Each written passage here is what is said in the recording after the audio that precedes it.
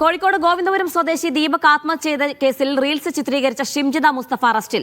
വടകരയിലെ ബന്ധുവീട്ടിൽ നിന്നാണ് ഷിംജിതയെ പിടികൂടിയത്. അല്പസമയത്തിനകം ഷിംജിതയെ കോഴിക്കോട് മെഡിക്കൽ കോളേജ് സ്റ്റേഷനിൽ എത്തിക്കും. ഷിംജിതയ്ക്ക് തക്കതായ ശിക്ഷ ലഭിക്കണമെന്ന് ദീപകിന്റെ അമ്മ കനിക പറഞ്ഞു. എനിക്ക് എൻ്റെ ഭർത്താവിന് വന്ന വിധി ഇനി ലോകത്തിൽ ഒരച്ഛനമ്മയ്ക്ക് വരാൻ പാടില്ല.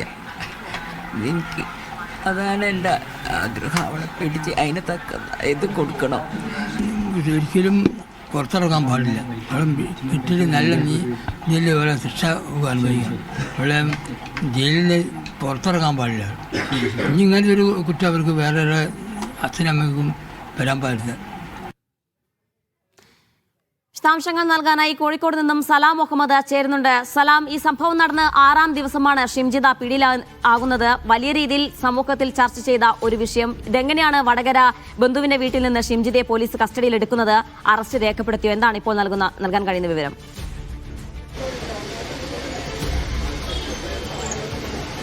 ജിറ, നമുക്ക് ലഭിക്കുന്ന വിവരപ്രകാരം ഇന്ന് രാവിലെ 10:30 തന്നെ ഈ ഷിംജിത മുസ്തഫ എന്ന് പറയുന്ന കേസിലെ പ്രതിയെ പോലീസ് കസ്റ്റഡിയിൽ എടുത്തിട്ടുണ്ട് എന്നുള്ളതാണ്. അതിനുശേഷം കൊയിലാണ്ടിയിലെ ആശുപത്രിയിൽ എത്തിച്ച് വൈദ്യപരിശോധന പൂർത്തിയാക്കുകയും പിന്നീട് കോഴിക്കോട്ടെ കൊണ്ടുവരികയുമാണ് ചെയ്തത് എന്നുള്ളതാണ് നമുക്ക് ലഭിക്കുന്ന വിവരം. ഇപ്പോൾ എവിടെ എത്തി എന്നുള്ള കാര്യത്തിൽ ഒരു കൃത്യമായ വിവരം പോലീസ് നൽകുന്നില്ല. പോലീസ് ആദ്യഘട്ടത്തിൽ തന്നെ ഒരു രഹസ്യ സ്വഭാവം ഈ കേസ് അന്വേഷണവുമായി ബന്ധപ്പെട്ട് ഒരു കാത്തു സൂക്ഷിച്ചിരുന്നു എന്നുള്ളത് വേണം പറയാൻ. കാരണം ഇതുമായി ബന്ധപ്പെട്ട് ഷിംജിത മുസ്തഫ ആദ്യഘട്ടത്തിൽ വിദേശത്തേക്ക് കടന്നു എന്നുള്ള വിവരങ്ങൾ പുറത്തു വന്നിരുന്നു. എന്നാൽ ആ തരത്തിൽ ഇവർക്ക് വിദേശത്തേക്ക് പോകാനാകുന്ന തരത്തിൽ ഇവരുടെ ഡോക്യുമെന്റുകളുമായി ബന്ധപ്പെട്ട് എന്തൊക്കെയോ പ്രശ്നങ്ങൾ ഉണ്ട് എന്നുള്ള കാര്യമാണ് പിന്നീട് പുറത്തു വന്നത്.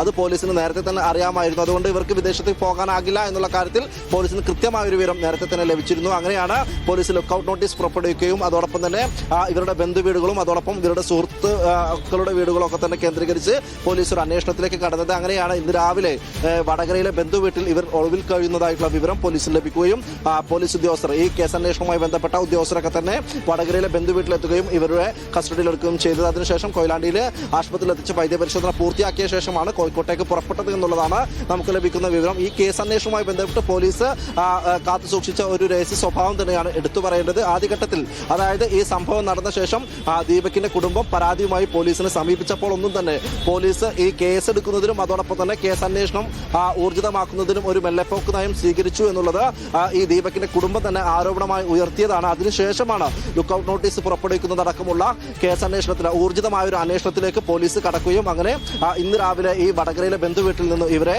കസ്റ്റഡിയിലെടുക്കുകയും ചെയ്തത്.